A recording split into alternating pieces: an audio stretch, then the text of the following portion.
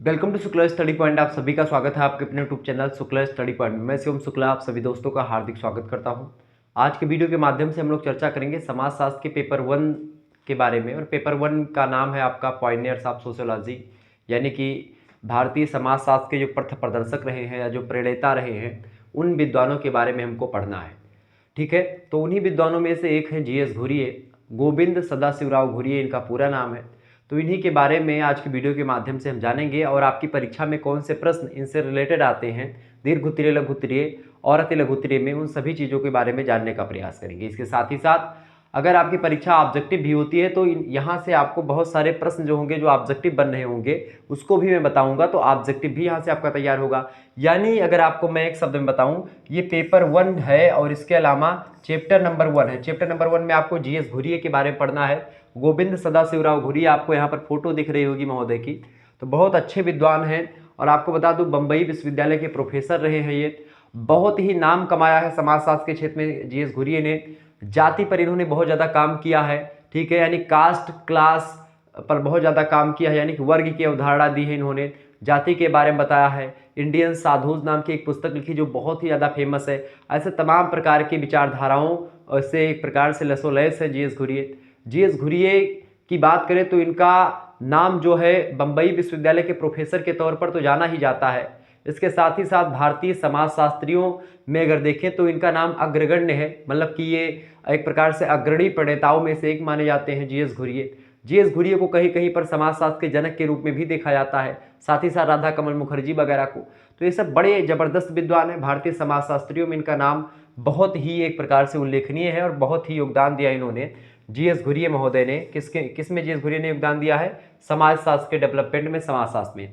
तो एक प्रकार से नवीनतम मॉडल पेपर होगा 2024-25 की परीक्षाओं के लिए। आपको बता दूं कि ये क्वेश्चंस होंगे और क्वेश्चंस के आंसर के भी बताऊंगा। सबसे पहले हम GS घुरिये के बारे में जानेंगे, फिर उसके बाद में और चीज़ों को समझने का प्रयास करेंगे। ठीक है, देखते हैं भाई इनके बारे में क्या क्या चीज़ें हम समझ सकते हैं जो कि आपकी परीक्षा की दृष्टि से बहुत महत्वपूर्ण है। देखिए, प्रश्न कुछ इस तरीके से आपकी परीक्षा में इनसे रिलेटेड आएंगे। ठीक है, यहाँ पर आपको दिखाई पड़ रहा होगा।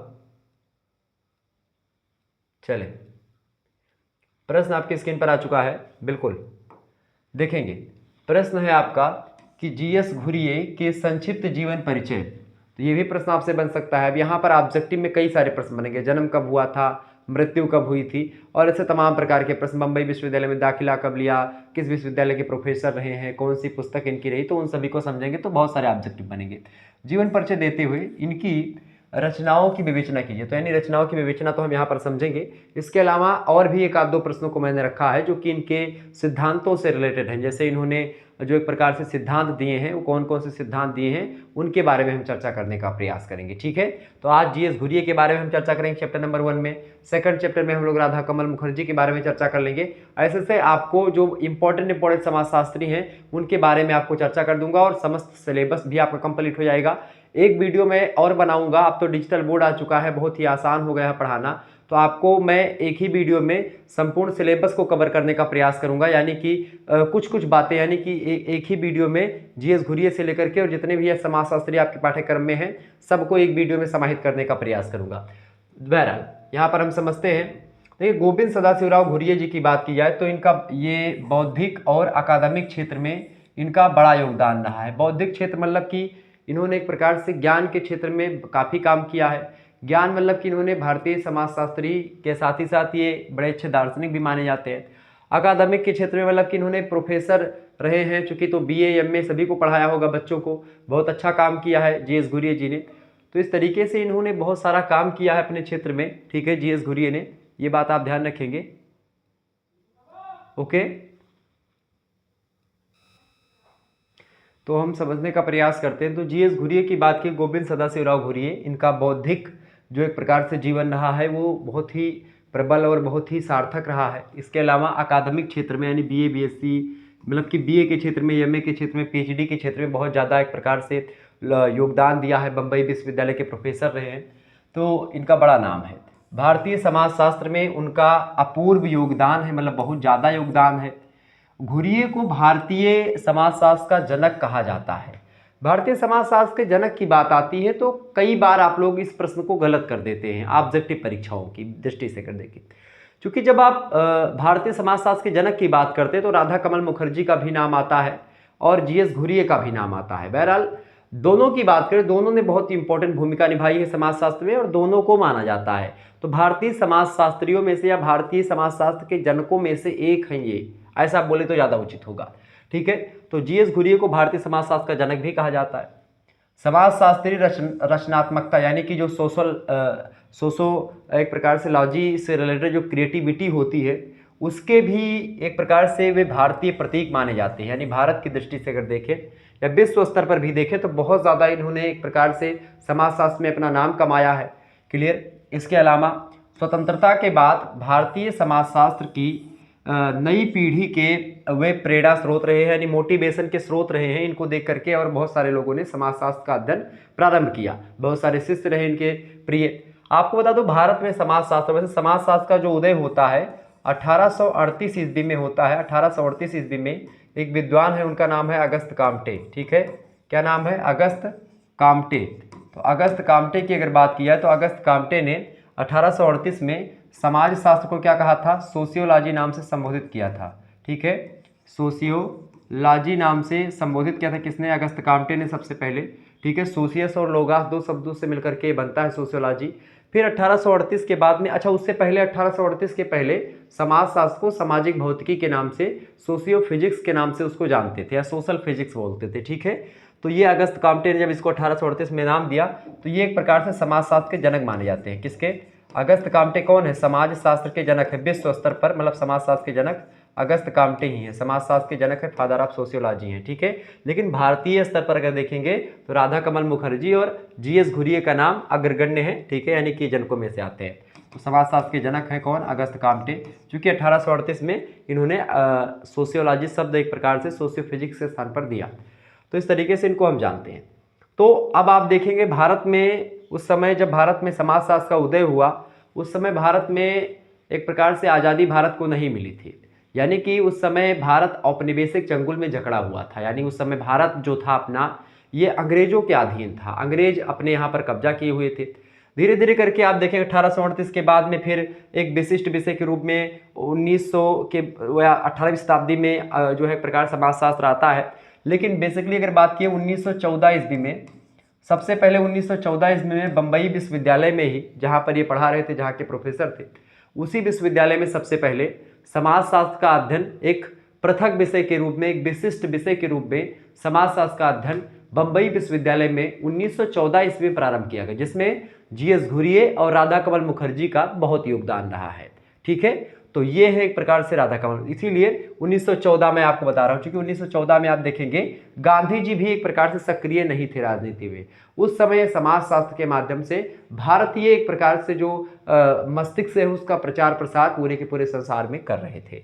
ये थे एक प्रकार से अपने जीएस घुरिये। थोड़ा सा और इनके बारे में जानने का प्रयास करते हैं, आगे देखेंगे। जीएस घुरिये की अगर बात करें तो गोविंद सदाशिवराव घुरिये इनका पूरा नाम है। ध्यान रखिएगा, तो ये भी प्रश्न कई बार परीक्षा में पूछा गया है कि इनका पूरा नाम क्या है। तो गोविंद सदाशिवराव घुरिये इनका पूरा नाम है। शॉर्ट फॉर्म में इनको जीएस घुरिये कहते हैं। ठीक है, इनका जन्म हुआ था कब? 12 दिसंबर को 1893 में। ठीक है, 12 दिसंबर 1893 को जीएस घुरिये जी का जन्म होता है।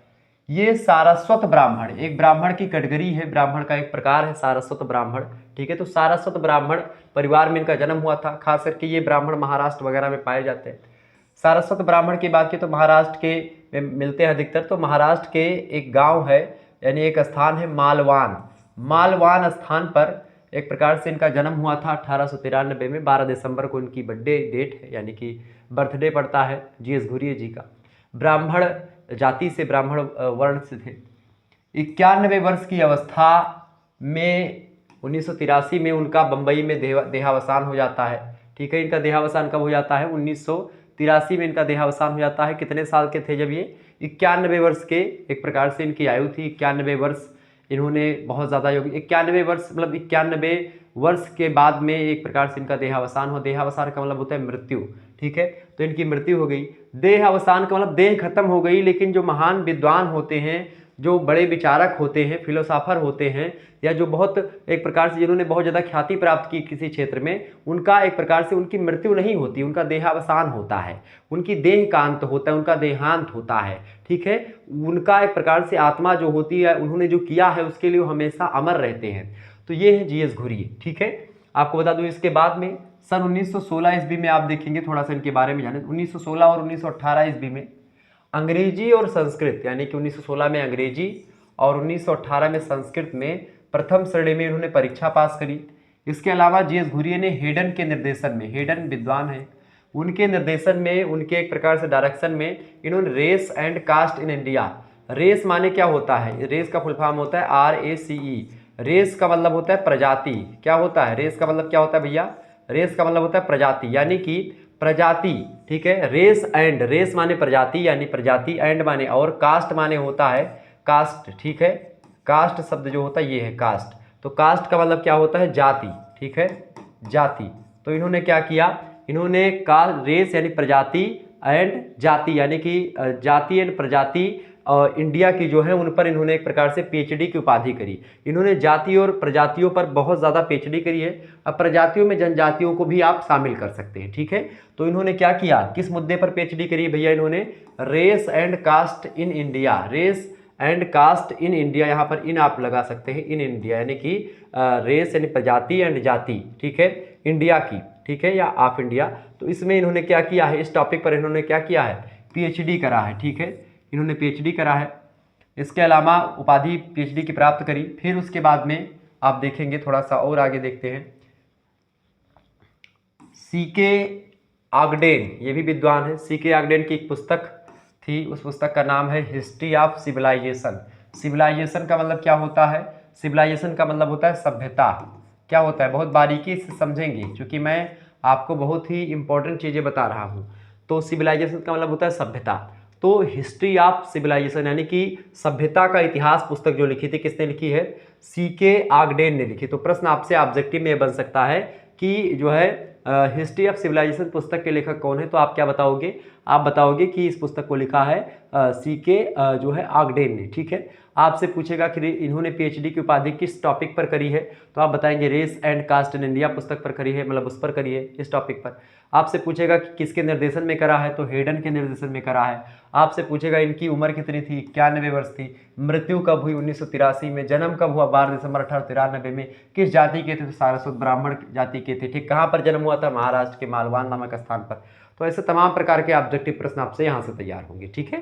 तो ये हो गया एक प्रकार। तो इन्होंने जो ये पुस्तक है इनकी, क्या बोलते हैं, CK आगडेन की जो पुस्तक है हिस्ट्री ऑफ सिविलाइजेशन, उसी श्रृंखला में लेख प्रकाशित होने के बाद उनकी प्रतिष्ठा और बढ़ जाती है, क्योंकि इन्हीं की पुस्तक में इनका एक लेख प्रकाशित इन्होंने करवाया था। CK आगडेन की पुस्तक में इनकी, क्या बोलते हैं, इनका क्या नाम है, GS घुरिये जी का, GS घुरिये जी का एक लेख प्रकाशित होता है इनकी पुस्तक, क्योंकि ये फेमस आदमी थे उस समय के, CK आगडेन। तो जब इनकी पुस्तक में इनका लेख प्रकाशित हुआ, इस पुस्तक में हिस्ट्री ऑफ सिविलाइजेशन में, अपने यहाँ की पुस्तक यानी race and caste in India की कुछ लेख, कुछ चीज़ें प्रकाशित हुई, तो इनका नाम जो है और ज़्यादा बढ़ जाता है और इनका एक प्रकार से इनकी ख्याति और थोड़ा सा बढ़ जाती है। इसके बाद में होता क्या है, इसके बाद में बम्बई में, आपको बता दूँ, बम्बई में समाजशास्त्र मतलब समाजशास्त्र में GS घुरिये, मतलब बम्बई के विश्वविद्यालय में समाजशास्त्र GS घुरिये के नेतृत्व में विकसित हुआ है। बम्बई की अगर बात की, बम्बई विश्वविद्यालय में, तो GS घुरिये अगर ना होते तो समाजशास्त्र शायद 10-12 साल या 5 साल और पीछे होता, ठीक है। इसके अलावा सन 1919 ईस्वी में बम्बई विश्वविद्यालय में समाजशास्त्र विषय को प्रारंभ करने के लिए इन्होंने क्या किया, अभी मैं आपको समझाता हूँ, तो थोड़ा सा उससे पहले आप इनका एक बार फोटो देख लीजिएगा। इन्होंने क्या किया है, इन्होंने और तमाम सारा काम किया, लेकिन एक बार आप GS घुरिये को सही से देख लीजिए कि GS घुरिये है कौन। यही है GS घुरिये, आपको दिखाई पड़ रहा होगा GS घुरिये, ये की फ़ोटो है, बहुत पुरानी फ़ोटो है GS घुरिये जी की, ये है। तो इन्होंने क्या, मतलब ये देखेंगे, इसके लिए प्रारंभ करने के लिए पेट्रिल गिडिस को आमंत्रित किया था इन्होंने बम्बई विश्वविद्यालय में, इसको मतलब कि बढ़ाने के लिए, मतलब इसकी ख्याति को बढ़ाने के लिए, समाजशास्त्र को और विकसित करने के लिए, ठीक है। ये बात आप ध्यान रखेंगे। तो गिडिस को इन्होंने आमंत्रित किया। सन 1924 ईस्वी में घुरिये ने रीडर के पद पर काम किया, ठीक है। और रीडर के पद पर काम करते हुए बम्बई विश्वविद्यालय में समाजशास्त्र विभाग यानी सोशियोलॉजी जो डिपार्टमेंट है उसके अध्यक्ष का भी पद एक प्रकार से इन्होंने संभाला, यानी कि HOD हो गए, हेड ऑफ डिपार्टमेंट, ठीक है। HOD का पद भी एक प्रकार से बम्बई विश्वविद्यालय में मिलना कोई छोटी बात नहीं है, अपने आप में बहुत बड़ी बात है। ठीक है, और उस समय ये एक प्रकार से समाजशास्त्र विभाग के अध्यक्ष भी एक प्रकार से बने। इसके बाद में 1934 ईस्वी में प्रोफेसर बन जाते हैं। प्रोफेसर देखिए तीन चीज़ें होती हैं, एक डॉक्टर लगता है। डॉक्टर की अगर बात करें तो डॉक्टर जो लगता है एक प्रकार से, वो जब आप नया एक प्रकार से असिस्टेंट प्रोफेसर होते तो आपके आगे डॉक्टर लगता है, लेकिन जब आप 10-12 साल लगभग काम कर लेते तो आपके आगे प्रोफेसर लग जाता है। ठीक है, तब आप प्रोफेसर बनते हैं। तो ये होता है कुछ प्रोफेसर और ये डॉक्टर का। तो एक प्रकार से ये क्या बन जाते हैं, प्रोफेसर बन जाते हैं। कब, 1934 में। ठीक है, 1959 ईस्वी में सेवानिवृत्त हो जाते हैं, यानी कि रिटायर हो जाते हैं। सेवानिवृत्त का मतलब रिटायर हो जाते हैं। 1959 ईस्वी में ही उन्होंने बम्बई विश्वविद्यालय में उन्हें प्रोफेसर आमेरिटस बनाया गया। प्रोफेसर आमेरिटस एक महत्वपूर्ण पद होता है, तो ये इनको उसी विश्वविद्यालय में बना दिया गया। सन 1971 ईस्वी में उनके अंतिम विद्यार्थी ने शोध प्रबंध प्रस्तुत किया था। मतलब ये इनके अंडर में कई सारे लोग प्रोफेसर के अंडर में शोध करते हैं बच्चे। ठीक है, तो इनके जो अंतिम विद्यार्थी थे उन्होंने 1971 में शोध प्रबंध इनके पास प्रस्तुत किया। 50 वर्ष की अवधि में उन्होंने लगभग 71 विद्यार्थियों की शोध का निर्देशन किया, यानी कि लगभग 71 लोगों को एक प्रकार से PhD इन्होंने करवाई। ठीक है, 71 लोग इनके अंडर में रह करके PhD कर चुके हैं। किसके, GS घुरिये जी के। इसके अलावा इनमें से जो 71 लोगों ने किया शोध, इनमें से लगभग 40 शोध प्रबंध पुस्तक के रूप में प्रकाशित हो चुके हैं, यानी जो उनके शिष्य रहे वो भी एक प्रकार से बड़े विद्वान माने जाते हैं। 40 शोध प्रबंध की जो पुस्तकें हैं वो प्रकाशित हो चुकी है समाजशास्त्र की दृष्टि से। थोड़ा सा और आगे जानते हैं इनके बारे में। 1952 ईस्वी की बात करें, सन 1952 ईस्वी में उन्होंने भारतीय समाजशास्त्री परिषद की स्थापना करी। कब करी, तो ये प्रश्न ऑब्जेक्टिव में बनेगा कि जो है भारतीय समाजशास्त्री परिषद की स्थापना किसने करी, तो किसने करी, GS घुरिये ने करी। कब करी, 1952 में करी। ये बात आप ध्यान रखेंगे। इसके अलावा और परिषद की ओर से, यानी कि भारतीय समाजशास्त्री परिषद की ओर से उसके मुख्य पत्र सोशियोलॉजिकल बुलेटिन, ये इसका मुख्य पत्र था सोशियोलॉजिकल बुलेटिन। ये सोशियोलॉजिकल बुलेटिन जो है ये पत्र यहाँ से प्रकाशित, यानी शुरुआत करवाया, प्रारंभ करवाया। भारत की यह पहली समाजशास्त्री पत्रिका थी। तो आपसे पूछा जाए भारत की पहली समाजशास्त्री पत्रिका कौन थी, तो आप बताएंगे सोशियोलॉजिकल बुलेटिन जो है ये पहली मतलब की क्या थी, ये समाजशास्त्री पत्रिका थी। किसके द्वारा करवाई गई थी, तो ये भारतीय समाजशास्त्री परिषद की स्थापना के बाद में परिषद की ओर से एक प्रकार से सोशियोलॉजिकल बुलेटिन नाम का पत्र प्रारंभ करवाया गया, जो कि भारत का पहला समाजशास्त्री पत्रिका मानी जाती पत्रिका है। ये 1952 ईस्वी में स्थापना हुई थी भारतीय समाजशास्त्री परिषद की। किसके द्वारा, तो GS घुरिये के द्वारा। क्लियर। इसके अलावा इससे पहले 1920 ईस्वी में आल्बान जी बैडगरी ने के संपादन में बड़ौदा से इंडियन जर्नल ऑफ सोशियोलॉजी नामक एक प्रकार से पत्रिका प्रकाशित होती थी। इससे पहले मतलब इनके पहले 1920 में इन्होंने किया था, मतलब कि आल्बान डी बैडगरी ने, लेकिन एक भारतीय की तरफ से अगर देखें 1952 में सबसे पहले होता है। क्लियर। सॉरी, आगे देखिएगा। तो GS घुरिये के बारे में, उनके जीवन के बारे में तमाम प्रकार की चीज़ें मैंने आपको बताई। अब इनके जो कुछ ग्रंथ हैं उन ग्रंथों के बारे में आप जान लें। इनके जो फेमस ग्रंथ हैं GS घुरिये के, जो पुस्तकें बड़ी फेमस हैं, जो अधिक इम्पोर्टेंट हैं, उनके बारे में मैंने यहाँ पर इसको रखा है। तो इन पुस्तकों का नाम आप देखिए। पहली पुस्तक है इनकी जो बड़ी फेमस पुस्तक है, इस पुस्तक से इनको एक प्रकार से बहुत ज़्यादा ख्याति मिली है। वो पुस्तक है इनकी कास्ट माने जाति एंड रेस माने प्रजाति। तो caste and race in India, ये पुस्तक जो इनकी है ये बहुत ही फेमस है। हमेशा परीक्षा में प्रश्न पूछा आता है कि caste and race in India पुस्तक के लेखक कौन है, तो आप बताएंगे GS घुरिये। दूसरी पुस्तक इनकी है caste and class in India. Caste and class का मतलब होता है वर्ग। ठीक है, वर्ग और जाति की अगर बात की है तो जाति क्या है, जाति एक बंद वर्ग है और वर्ग जो होता है एक खुला होता है, यानी कि जाति की सदस्यता जो होती है वो जन्मजात होती है। वर्ग में आप सदस्यता ले भी सकते हैं और वर्ग की सदस्यता आप छोड़ भी सकते हैं। जाति में क्या होता है, खान पान पर प्रतिबंध होता है। वर्ग की बात करें तो वर्ग पर कोई प्रतिबंध नहीं होता, आप जो मर्जी वो खा सकते हैं। जाति का एक विशेष नियम होता है, वर्ग का कोई विशेष नियम नहीं होता है। भारतीय समाजों में बेसिकली जाति व्यवस्था पाई जाती है। ठीक है, और बाहरी अमेरिका वगैरह में आप देखेंगे या जो अन्य शहर हैं वहाँ पर आपको वर्ग व्यवस्था मिलेगी। जाति जो होती परंपरागत रूप से होती है। आपके बप्पा यानी आपके, जैसे आपके पिताजी अगर शुक्ला लिखते थे तो आप भी शुक्ला लिखोगे। ठीक है, और आपका लड़का भी शुक्ला लिखेगा, ये जाति व्यवस्था है। लेकिन वर्ग में क्या होता है कि उनके बप्पा कुछ और हैं, लिख कुछ और रहे हैं, और कुछ आगे उनके लड़का कुछ और लिखेंगे, उसका कोई मैटर नहीं होता। ठीक है, अपने अपने हिसाब से लोग जिनकी मर्जी होती करते हैं, नहीं मर्जी होती नहीं करते हैं। तो ये होता है आपका, तो ये दो पुस्तकें इनकी बड़ी फेमस है, caste and race in India and caste and class in India. इन्होंने जाति, प्रजाति, वर्ग और एक प्रकार से जनजातियों पर बहुत काम किया है जीएस घुरिये ने। ठीक है, ये बात आप ध्यान रखें। तो ये दो पुस्तकें बड़ी फेमस है, परीक्षा में 100% प्रश्न ऑब्जेक्टिव में पूछा जाता है। ठीक है, तो आप ध्यान रखेंगे। जीएस घुरिये की अगर बात करें तो जीएस घुरिये की महत्वपूर्ण रचनाएं कुछ और हैं जो आपको मैं बता दूं, जैसे कि इनकी पहली रचना है caste and race in India, जिसके लिए फेमस है। 1932 में एक खंड इसका प्रकाशित हुआ है और दूसरा खंड 1969 में प्रकाशित हुआ, यानी एक बार 1932 में प्रकाशित हो गई, फिर उसके बाद में 1969 में इस पुस्तक का प्रकाशन हुआ बाद में। तो इस तरीके से ये इनकी पहली पुस्तक। दूसरी पुस्तक है कल्चर एंड सोसाइटी, 1947 में इस पुस्तक का प्रकाशन हुआ, बड़ी फेमस पुस्तक है। कल्चर एंड सोसाइटी, कल्चर माने होता है संस्कृति, सोसाइटी माने होता है समाज, यानी संस्कृति और समाज पुस्तक 1947 में प्रकाशित हुई, जीएस घुरिये की पुस्तक है। तीसरी पुस्तक इनकी जो बड़ी फेमस है वो है इंडियन साधुज, ये बड़ी फेमस पुस्तक है इंडियन साधुज। परीक्षा में ये प्रश्न हमेशा पूछा जाता है। तो इंडियन साधुज पुस्तक किसने लिखी है? जीएस घुरिये ने लिखी। कब प्रकाशित हुई? 1953 में प्रकाशित हुई। तो ये सब प्रश्न आपको बता दो, अगर आप पीएचडी वगैरह करने की भी सोच रहे हैं समाजशास्त्र से, तो ये डाटा आपके लिए बहुत ही महत्वपूर्ण है। ठीक है, और सफिशियंट भी माना जा सकता है, क्योंकि आपको प्रकाशन के साथ उसमें बताना रहता है और बहुत सारे टीजीटी पीजीटी के लिए इंपॉर्टेंट है। इसके अलावा चौथी बात यह है कि Bharatanatyam and it's costume, Bharatanatyam and it's costume, ये पुस्तक लिखी इन्होंने 1958 में, इसका प्रकाशन हुआ।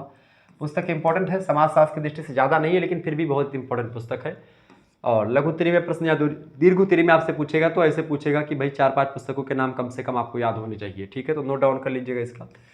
अगला है family and kinship, family and kinship in India European culture, बताएं इंडो यूरोपियन कल्चर। ठीक है, फैमिली एंड किनशिप,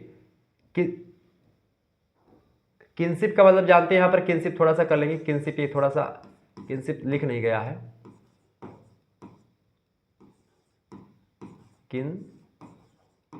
किनशिप। ठीक है, किनशिप का मतलब होता है नातेदारी।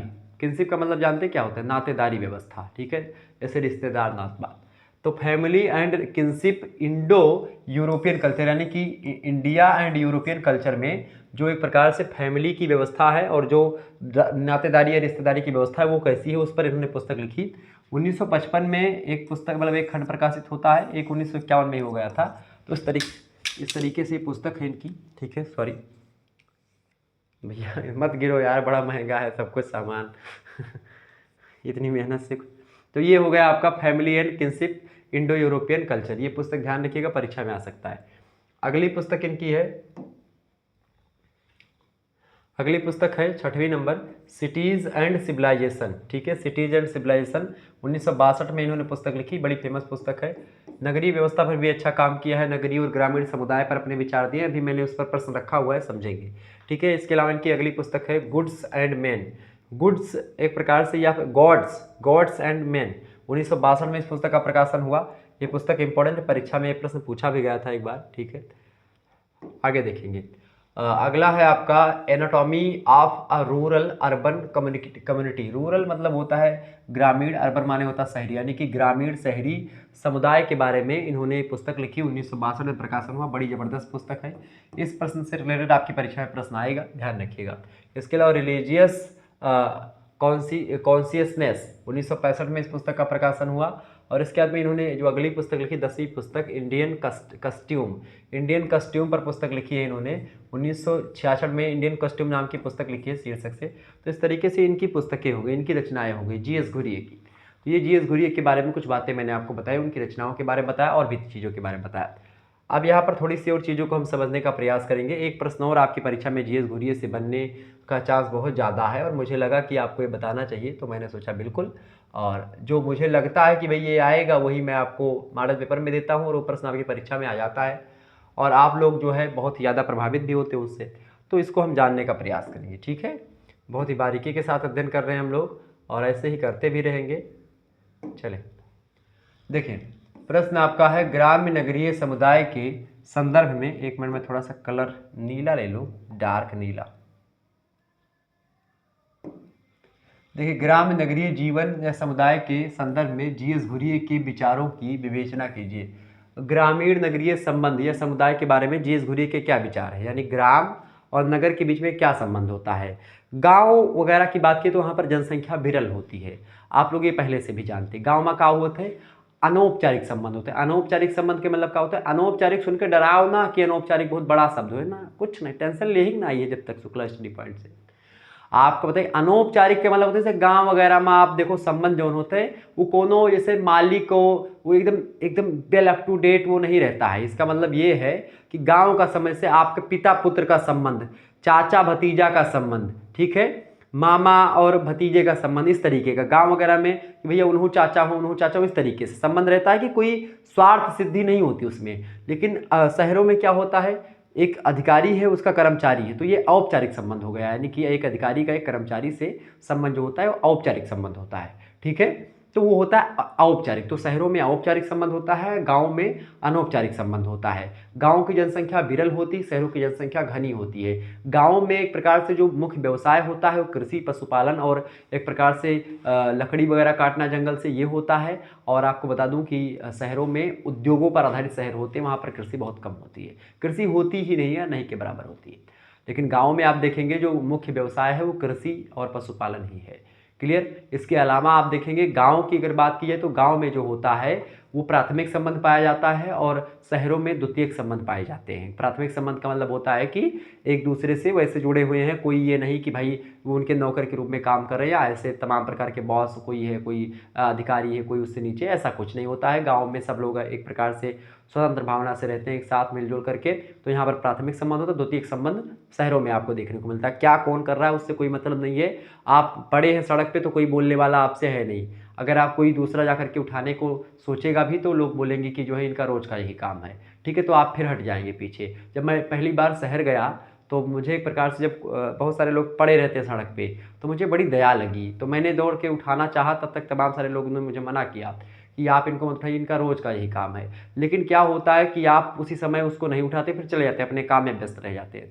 लेकिन क्या भाई रोज का वही काम नहीं है, हो सकता है रोज दूसरा कोई व्यक्ति आता हो या बदल बदल करके लोग गिर रहे हों, कोई सिचुएशन होगी। हालांकि कुछ लोग होते हैं ऐसे, उन्हीं के चक्कर में अगर कोई व्यक्ति जो है वैसे भी गिर गया चक्कर वक्कर खा करके बिना नशे के, तो लोग उसको एक प्रकार से दारूबाज समझ करके छोड़ देते हैं, तो इससे ये हानि होती है। हालांकि यहाँ पर हम समझते हैं तो ग्रामीण नगरीय समुदाय जो है उसके संदर्भ में जीएस घुरिये के क्या विचार रहे हैं वो प्रश्न आपसे बन सकता है, तो इसको आपको समझना चाहिए, ठीक है।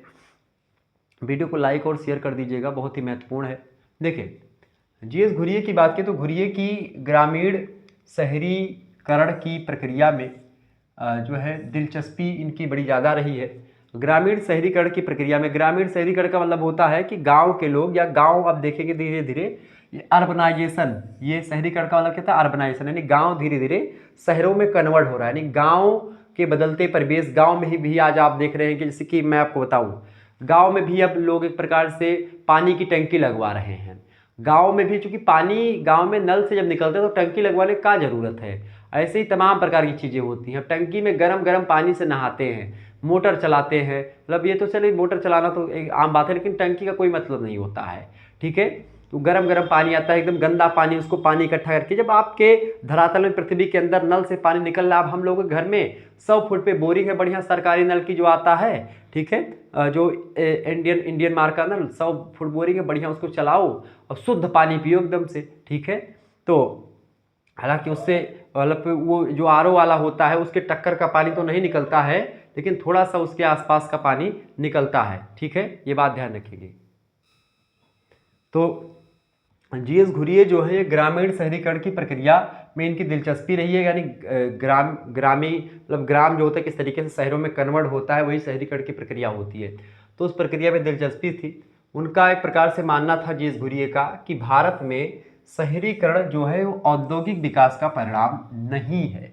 मतलब उद्योगों के विकास से अगर मात्र सोचें कि केवल उद्योगों के विकास से या उद्योगों के बढ़ जाने से भारत की दृष्टि से अगर बात करें, या भारत में एक प्रकार से लोग शहरों में बस जाएंगे, शहर हो जाएगा। किसी गांव में आप फैक्ट्री लगा देंगे, मात्र फैक्ट्री लगा देने से वहां पर एक प्रकार से वो शहर नहीं बन जाएगा। इस बात से बिल्कुल एक प्रकार से ये मतलब एग्री नहीं करते थे। मतलब कि शहरीकरण की प्रक्रिया वैसे तो बेसिकली औद्योगिकरण पर ही आधारित है। उद्योगों के बढ़ने के साथ साथ क्या होता है, जहाँ पर उद्योग होते हैं वहाँ पर लोग काम करने के लिए आते हैं, वहीं पर बस जाते हैं, वहीं पर अपना, और एक बड़ा उद्योग जब आता है तो उसी के जो रिलेटेड तमाम सारे छोटे छोटे उद्योग होते हैं उसका भी स्थापना होने लगती है। तो लेकिन होता है, लेकिन ये एक प्रकार से जीएस घुरिये इस बात को मानने से बिल्कुल इनकार करते हैं। वो कहते हैं कि भारत में 20वीं शताब्दी के पूर्वार्ध का मतलब होता है, 20वीं शताब्दी का मतलब होता है 1950 के आसपास, ठीक है। तो 1950 के आसपास तक शहरीकरण की प्रक्रिया ग्रामीण क्षेत्रों में ही आरंभ हुई थी, ठीक है। ग्रामीण क्षेत्रों में शहरीकरण की प्रक्रिया आरंभ हुई थी।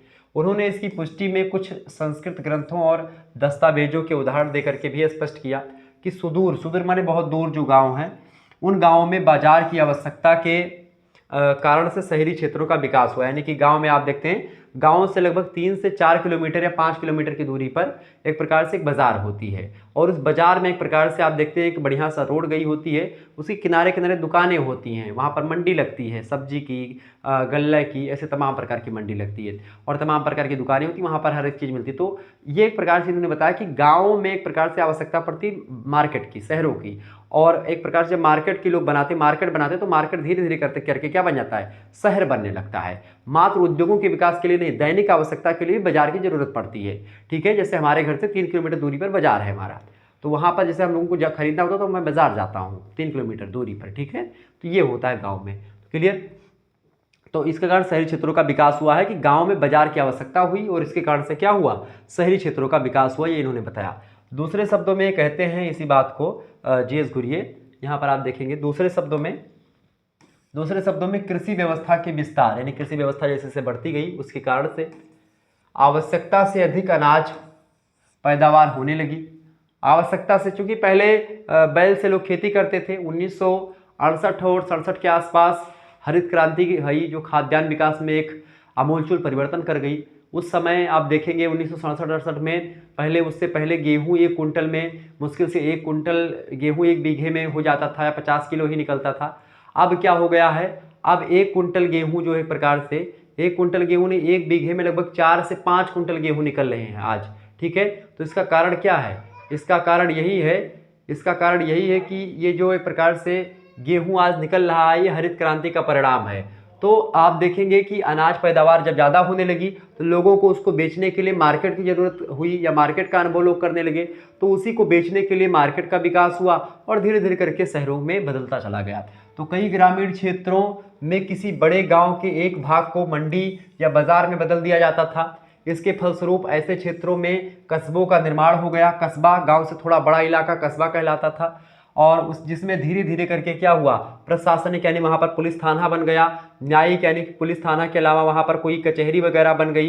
इसके अलावा तमाम प्रकार की अन्य संस्थाएं जैसे कि ब्लॉक वगैरह का निर्माण हो गया उस कस्बे में। तो धीरे धीरे करके वो मार्केट बन गया। और यहाँ पर यह बताना एक प्रकार से उचित होगा कि इन शहरी केंद्रों के निर्माण में सामंतवादी संरक्षण का हाथ, सामंतवादी मतलब जो बड़े बुजुर्ग, मतलब कि जो एक प्रकार से पूंजीपति या सामंतवादी हैं, यानी जिनके पास पैसा है और जो उच्च जाति के या उच्च वर्ण के लोग हैं, उनका हाथ रहता था। मतलब जो बड़े लोग होते थे उन्हीं का हाथ रहता था।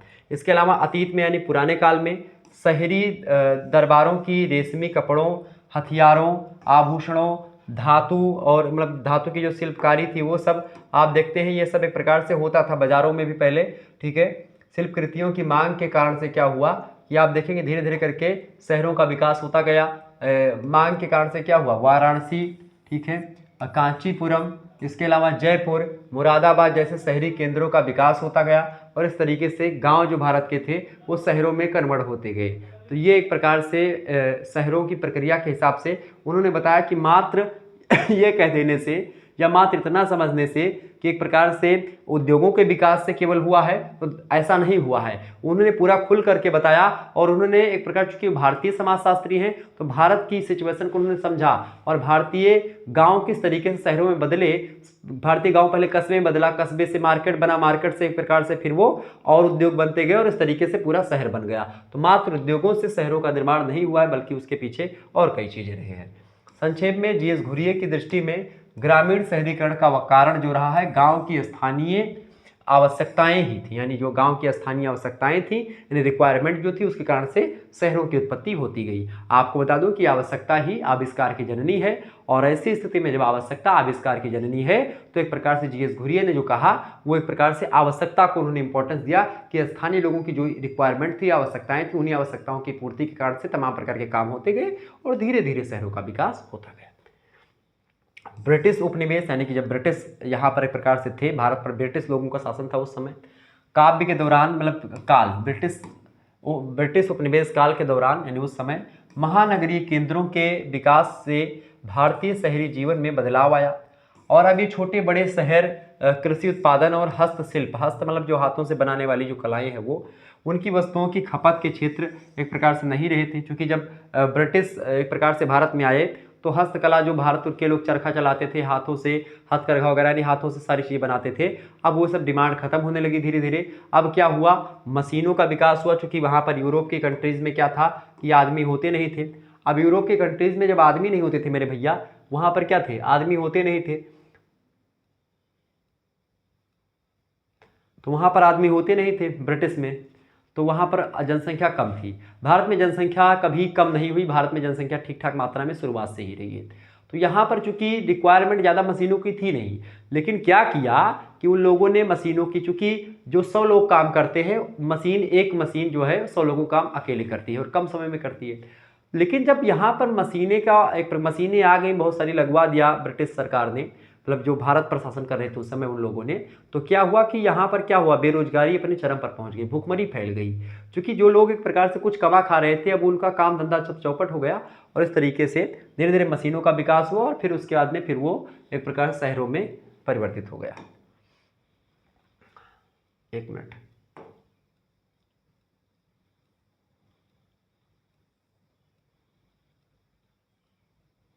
हाँ,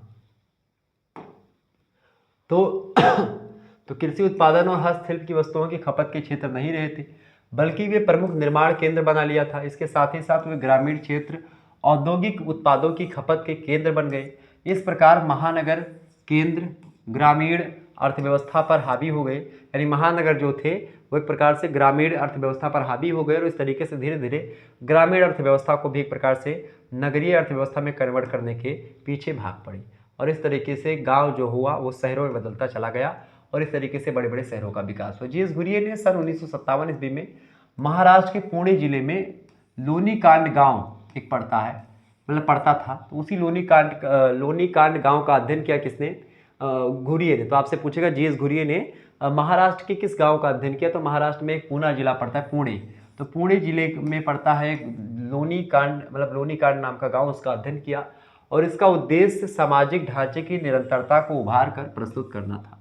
यानी इस गांव के अध्ययन करने का जो उनका उद्देश्य रहा, या एक प्रकार जो साबित करना चाहते थे, वो करना चाहते थे कि सामाजिक ढांचे की निरंतरता को उभार कर प्रस्तुत करना, ताकि सामाजिक जो ढांचा है वो किस तरीके से बदल रहा है उसके बारे में बताना था। पहले सन 1819 ईस्वी में एक ब्रिटिश अधिकारी ने इस गांव का अध्ययन किया था, और इस संदर्भ में उन्होंने गांव की रूपरेखा, आर्थिक अधिसंरचना, जातियों का गठन, बाजार व्यवहार और राजनैतिक और धार्मिक जो प्रवृत्तियां हैं उनका वर्णन किया था। किसने, एक ब्रिटिश विद्वान ने 1819 में। लेकिन 1957 ईस्वी में एक व्यवस्थित तरीके से इसका पुनर्सर्वेक्षण एक प्रकार से जीएस घुरिये जी ने किया, और चूंकि ये भारतीय थे तो भारतीयों के बारे में अच्छे से जानते थे, तो उन्होंने इस गाँव के जनसांख्यिकी, यानी कि इनकी जनसंख्या कैसी है, कितना क्या फैली हुई है, कहाँ कहाँ पर, जनसांख्यिकीय, आर्थिक यानी इकोनॉमिकली और सामाजिक सभी विस्तार में कोई खास अंतर नहीं दिखाई दिया इनमें, और सारी चीज़ों का इन्होंने अध्ययन किया। जब कोई खास अंतर नहीं दिखाई दिया, इसके अलावा इन्होंने क्या हुआ, इसके अलावा अगर बात की जाए तो इसके अलावा जब इनको कोई अंतर साफ नहीं दिखा, तो इसके अलावा